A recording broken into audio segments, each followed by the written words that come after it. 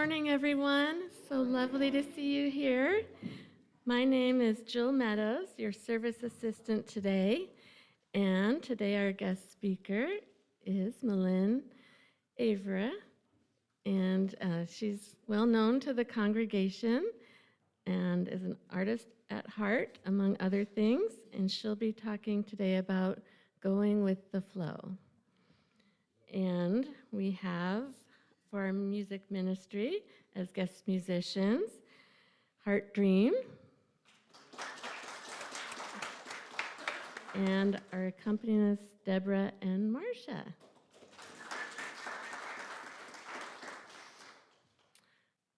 Gonna lead with our mission statement. We are a joyful, evolving spiritual community committed to spiritual practices, compassionate service, and living on purpose. Next, for our statement of belonging, as a joyful, evolving, and spiritually conscious community, Unity of Bellingham celebrates the uniqueness of everyone, recognizing and welcoming each person as a beautiful expression of the one. Being inclusive and non-discriminatory, we acknowledge the divine presence in all life and honor their positive presence, blessing, and contribution in the world. Blessed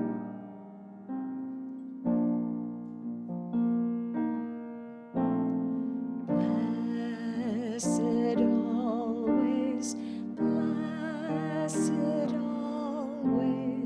for the arms of God surround us. Let our joy be so triumphant that we rest in God and say amen.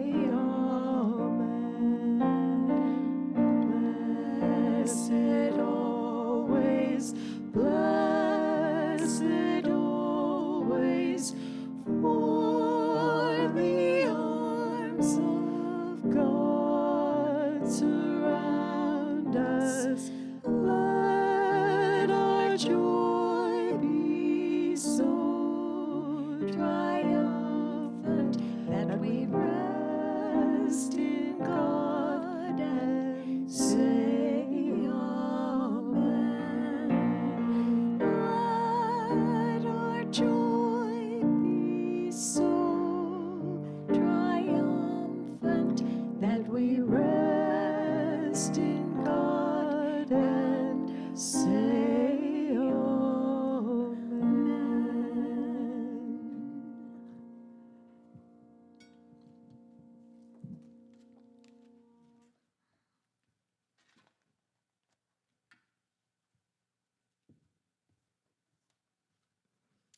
Now, in our time of prayer, please feel free to speak aloud anyone or anything you would like to have included in this prayer, or silently if you like.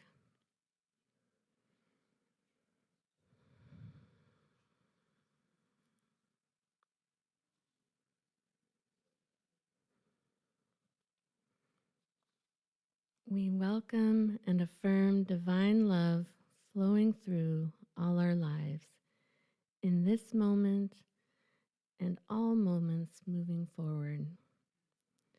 We release any troubling situations to Spirit, knowing divine intelligence and order are working everything out for our highest good. We affirm and accept the healing energy of creation flowing through our bodies, our minds, our environment, and our planet. We envision and co-create peace in the world, between nations, within our country, our communities, and in our hearts. And so it is.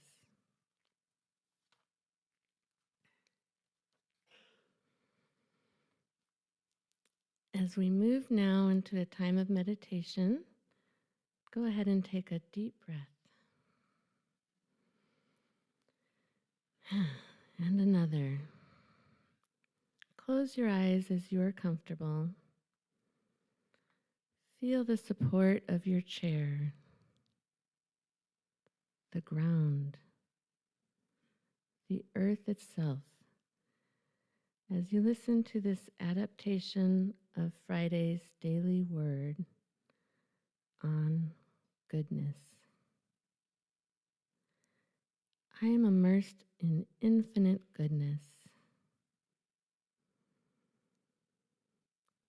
I live and move and breathe and have my being in a world of goodness.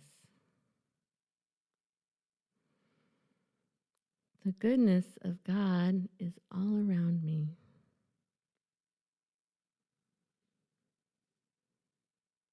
I see it in the abundant beauty of nature.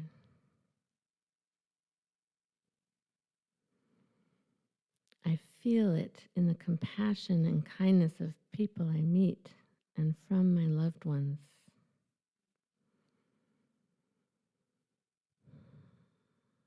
My focus on goodness multiplies the good in my life. No thing can keep my good from me.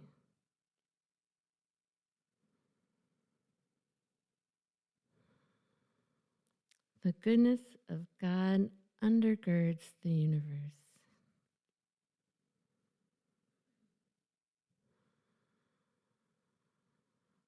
I trust healing and blessings are on their way, even when circumstances may suggest otherwise, as there's always some good to be found.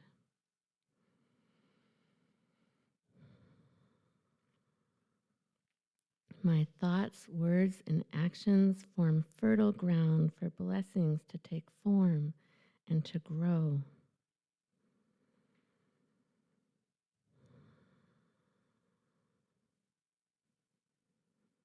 As I remember I am immersed in a world of goodness, I know that good is unfolding in my life, for I am part of this oneness.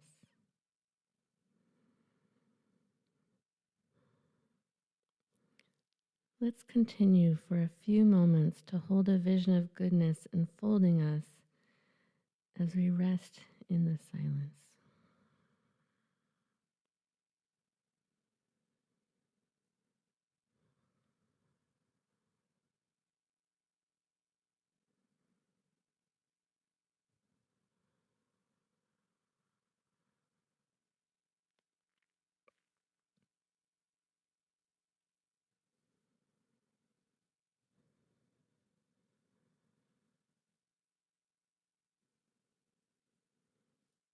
As we return our attention to this sacred time and space, we give thanks with a grateful heart for the goodness manifest in our lives.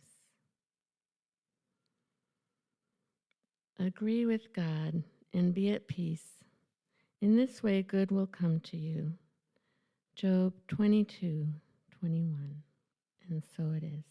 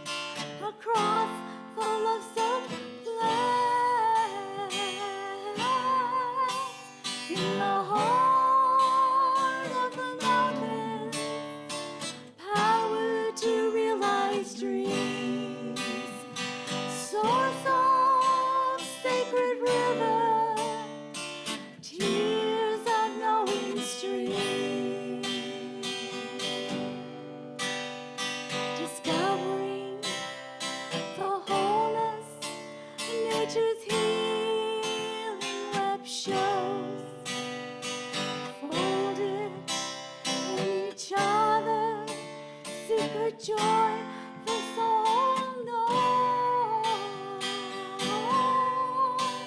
In the heart of the mountain, power to realize dreams.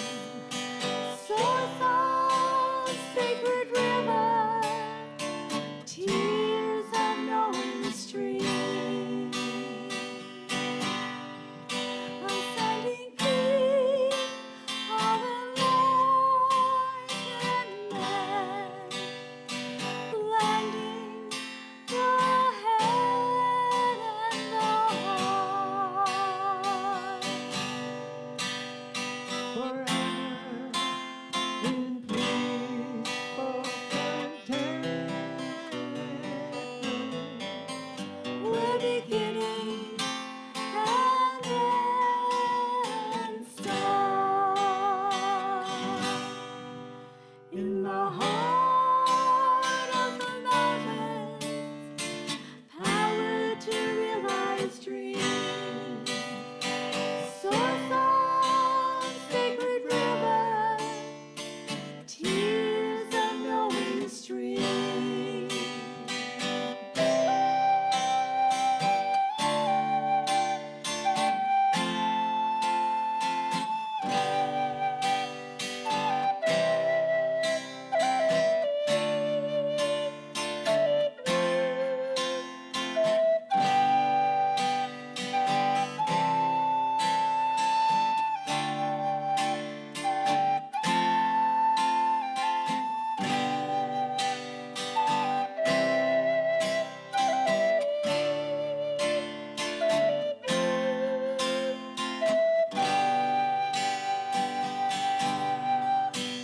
In the heart of the mountains, power to realize dreams.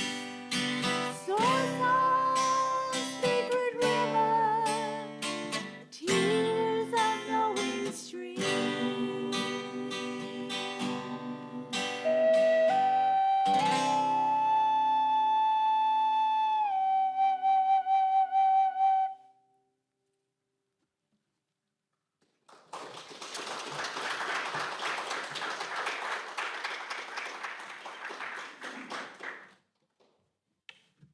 So I'm going to do things a little bit different than I usually do. Usually I read because that's where I'm more comfortable taking my writing and sharing it. But today I'm going to go with the flow. I am going to speak from my heart. And so it helps if I turn it right side up first. So I want to start with a breathing activity. And I want you to, if you're comfortable, close your eyes and put your hands over your heart and just breathe in the divine.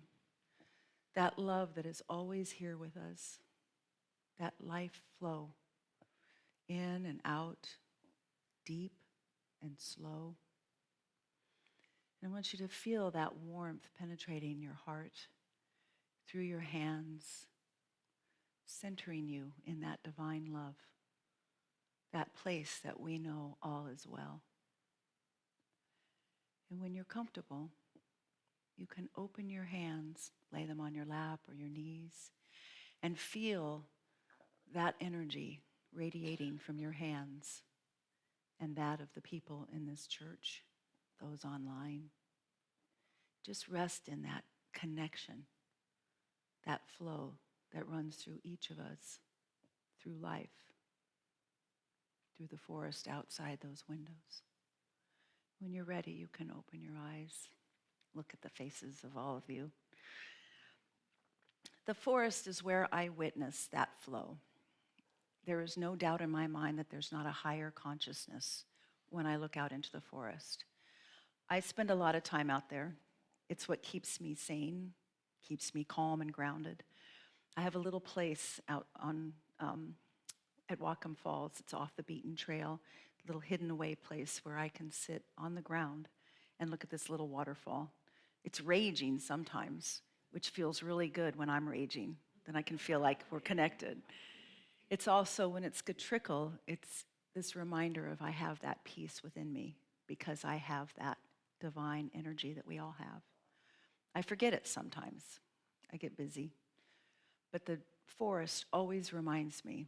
And when I look at the seasons in the fall, oh, those leaves that just are spectacular, those huge maple leaves that are bigger than my face, that fall, and when they do, they just kind of dance to their death.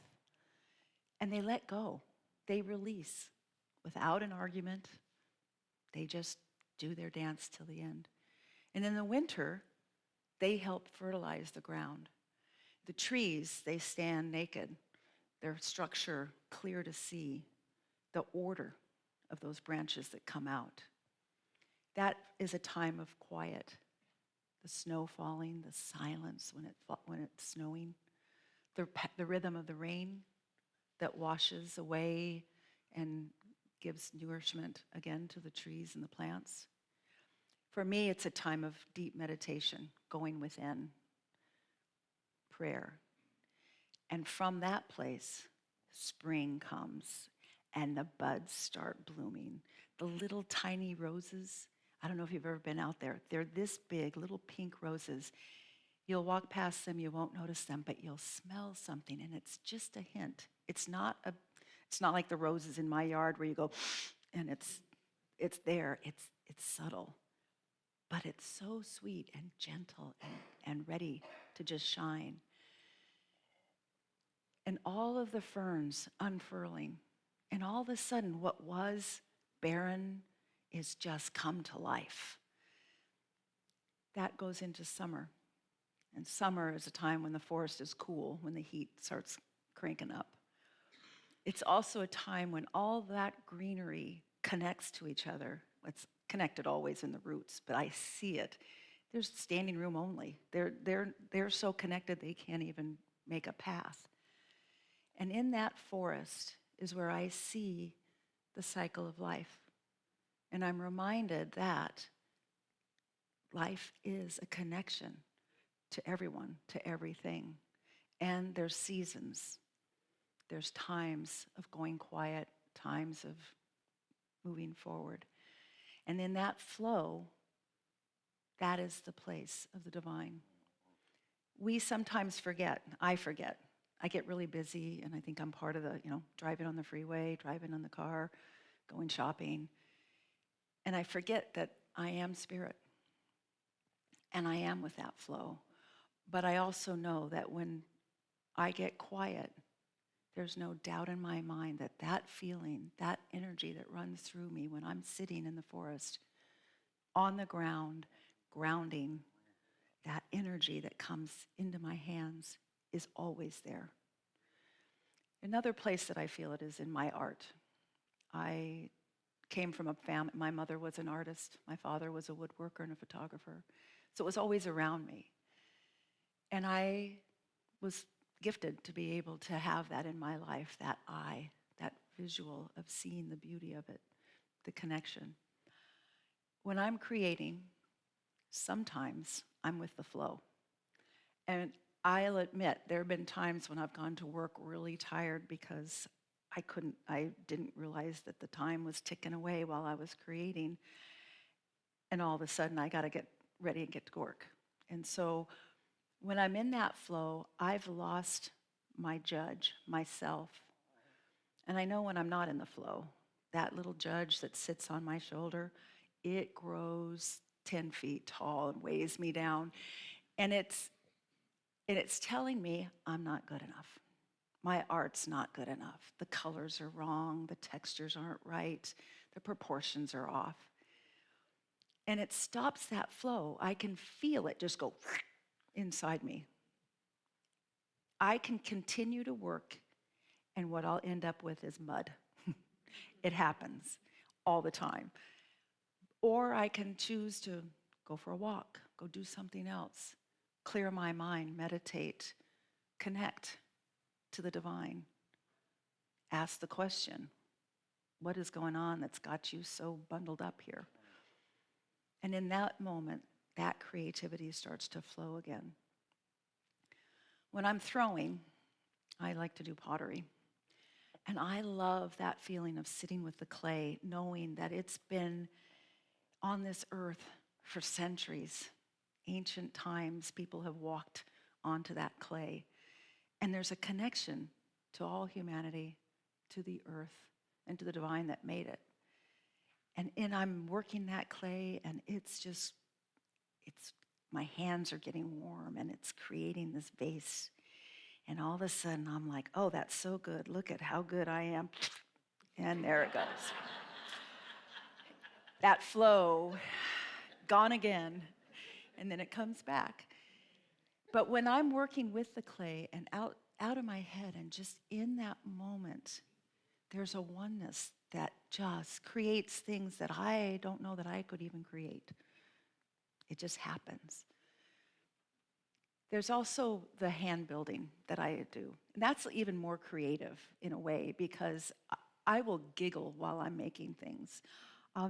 Once I made a candelabra, a tree of life with the little birds, and I got to the place where there was a swing and a kid climbing up and then a cat chasing a mouse, and I was giggling while I was making it. Full adult in full giggle. And I remember that giggle that used to go around the studio when I was in California, and we had an open studio. And we'd be working, and all of a sudden somebody made something, and they'd giggle. And it would be contagious. Again, that flow, that creative flow that's in everyone, all of us. And when I've taught mask making classes, I put the mold down for everybody. There's like a little mold, and we lay the clay on it, and I teach them how to make the eyes and the nose and the mouth.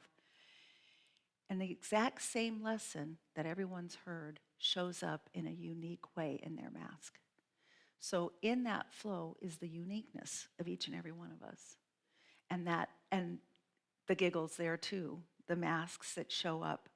And they're all so individual. And I think about the judgment, that guy that sits on my shoulder, of me. And I know that I've heard it in those classes, those groups. Mine's not good. Oh, hers is better. It's what stops the flow. But when I look around, and at the end, when everybody's looking at everybody's, they're like, oh, I love it. I love mine. And that's that flow. Now, when my mom was in the end of her life, I realized I had no control. Up until then, I believed I could just power through, work harder, and I would be in control. It's an illusion. There is no control. And my mom's failing was the perfect lesson for me. During that time, I found an art medium called alcohol ink. It's more fluid than watercolor. You put it on it's called UO paper, which is kind of a really slick paper, and you drop the ink and it just spills. You have no control over it. And at first I was frustrated. I was trying to make a scene and paint. And finally I went, I'm just letting go. And all of a sudden, these colors started blending into each other, and I would blow or use the blow dryer, and it would run, and I would put the paintbrush and just do a little, and the patterns and the textures would change. And all of a sudden, I had this wonderful experience of going with the flow, just letting it come out. And these pieces, I must have made 45, 50 of them. I would go up there. My mom was in a recliner, and I had a baby monitor, so I could hear her sleep and know that she was okay. Sitting next to her watching was more than I could handle. It was too stress-producing. It definitely closed up the flow within myself. But going up there and playing with this color and the textures and watching them blend like the forest that blends. The trees don't stand there in their own room and say, back off. They actually blend and support each other.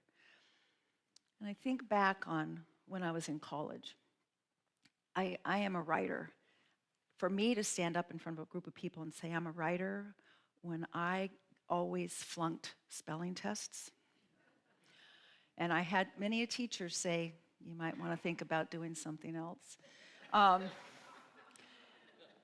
I realized that, today we have spell check, so there you have it. But I laugh because when I was in college, we didn't have spell check. I had to type my papers on. But I didn't do test taking very well. I still, to this day, test taking. It's not my thing. I don't know if anybody really likes it. But I talked to the teachers and made a deal that I would write a paper in lieu of a test. And I would be sitting there for the days knowing I had to write this paper. And I would take walks. I lived in I lived in Humboldt County. That's where I went to school, Redwood Forest. And so I would go out in the forest, and the papers would literally write themselves because I realize now I was in that flow. Didn't know it at the time, I was spinning, but I would relax because all of a sudden there'd be a tree in the middle of the forest lit up with little lights. It was the raindrops, the sunlight coming and creating Christmas lights in the middle of the forest. Or other beautiful, the reflection of the streams or anything else. My roommate, who was an English major, would get so angry with me because he would sit there for days at the typewriter writing his paper.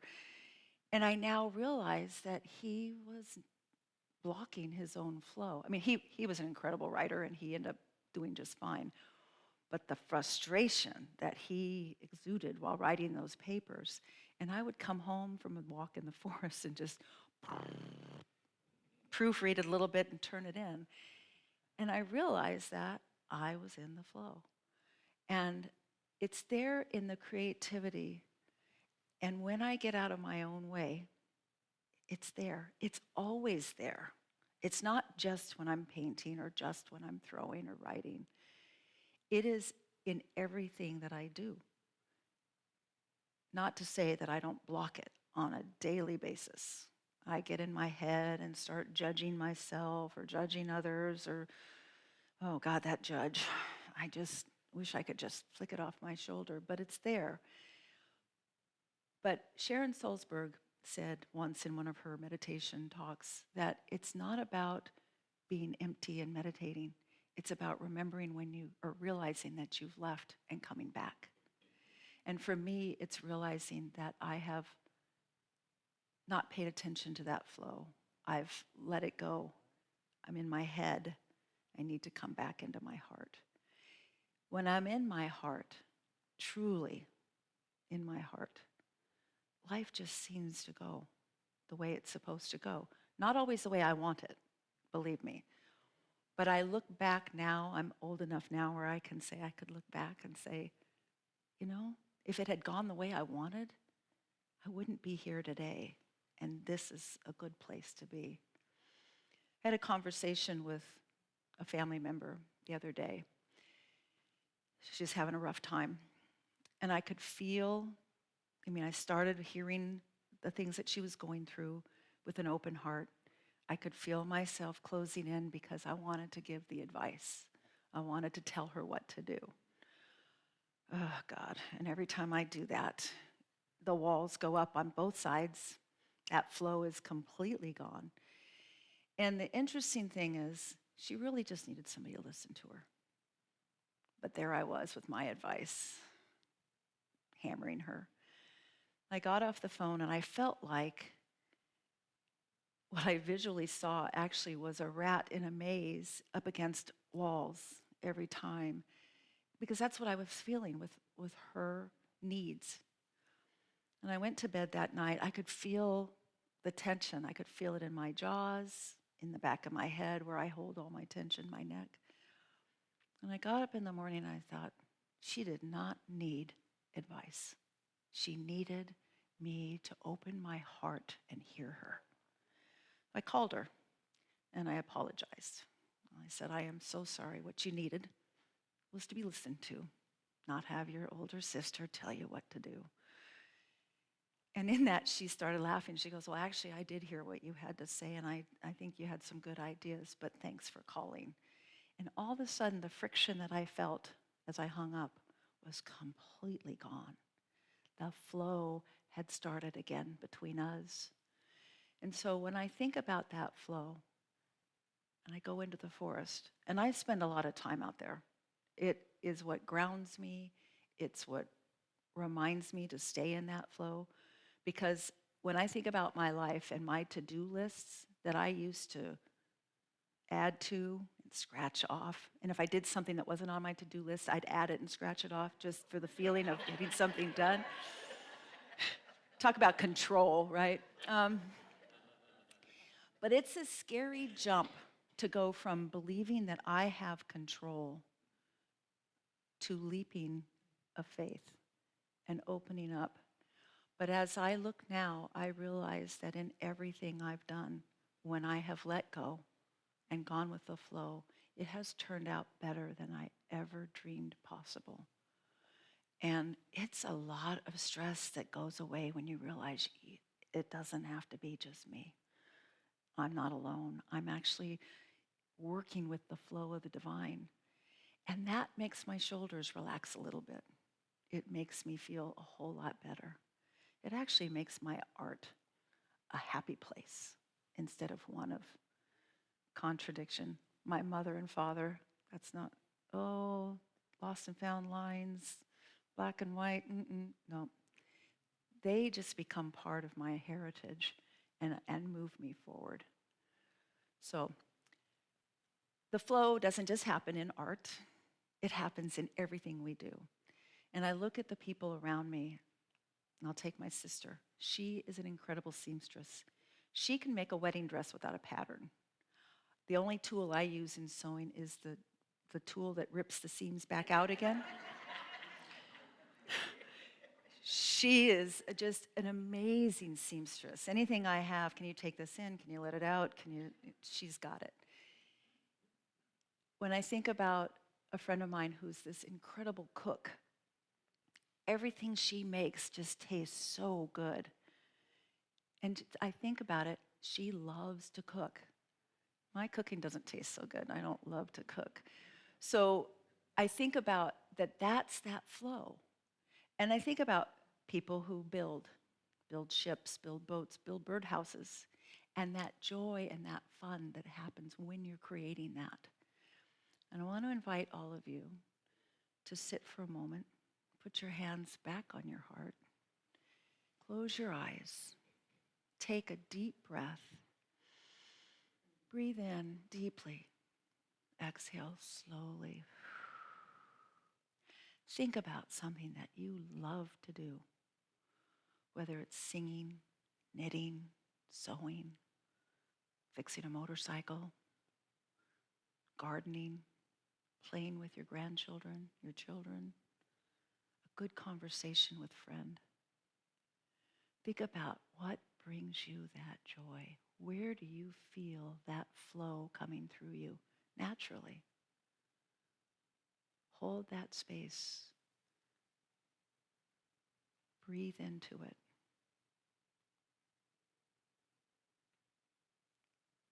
And when you're ready, you can open your eyes, but make yourself that promise to do that this week or in the next month. And maybe you do it every day, but be aware of it. And remember that flow, going with it, it's there for us. And it is fun, joyful when we get on it and ride it. Thank you.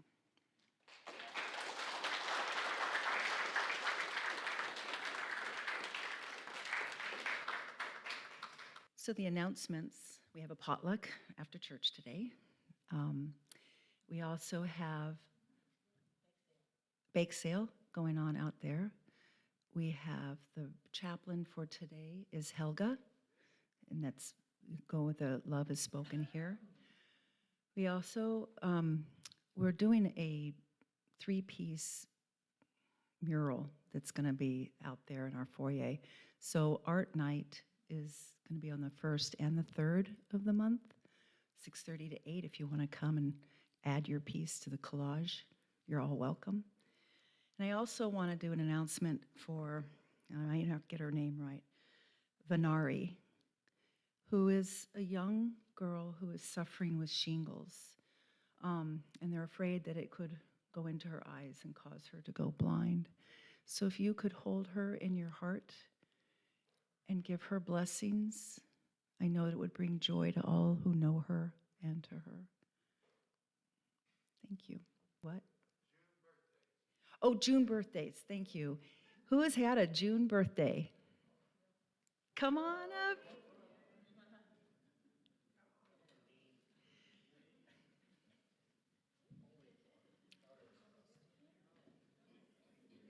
Okay. Are you ready?